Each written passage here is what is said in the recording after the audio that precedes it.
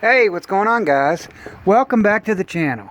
In this video, I'm going to show you how to remove a drive shaft. And this is a 5-inch. And this is a steel drive shaft. It's not an aluminum drive shaft. And this is out of a 2500 Dodge pickup. I don't know if you'll be able to see it up in there or not.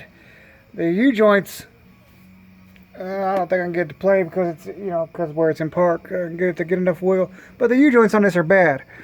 Well, anyways, I'm going to show you how to remove the drive shaft and make sure you keep it in time.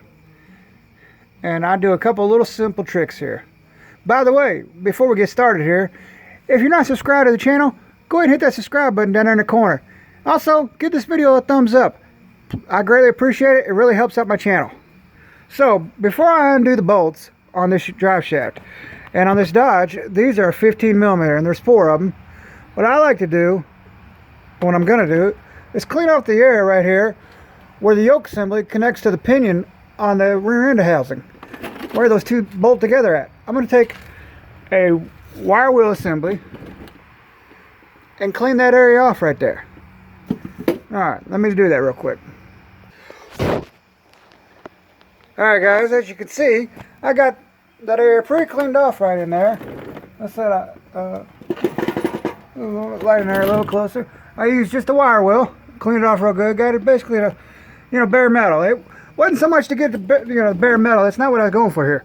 What I was going for is get that area cleaned off, so then you could take a paint pen and mark it. And the reason why you mark it is because this drive shaft was already installed and it's balanced and it's timed. Because see, if you rotate this, counterclockwise or clockwise, one position, you can get it out of time. And that's exactly why I did this.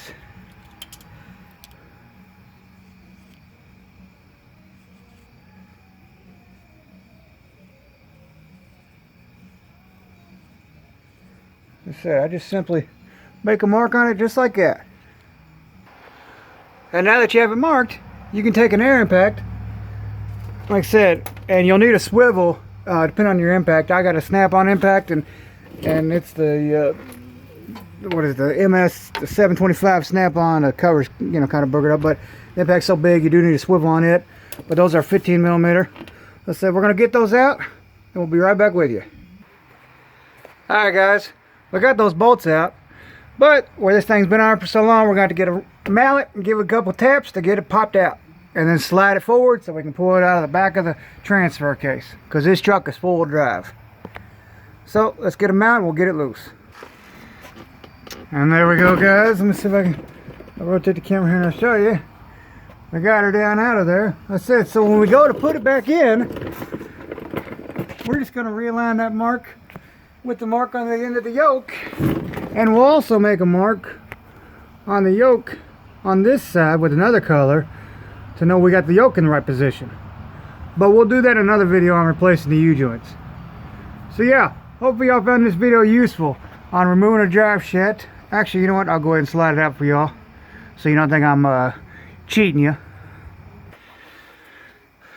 There we go, guys. We got the drive shaft taken out of the rear end for this Dodge pickup. Hopefully y'all found this video useful. Like I said, if you did, please give it a thumbs up, and if you're not subscribed to the channel already, please do so. I greatly appreciate it. Y'all have a blessed day.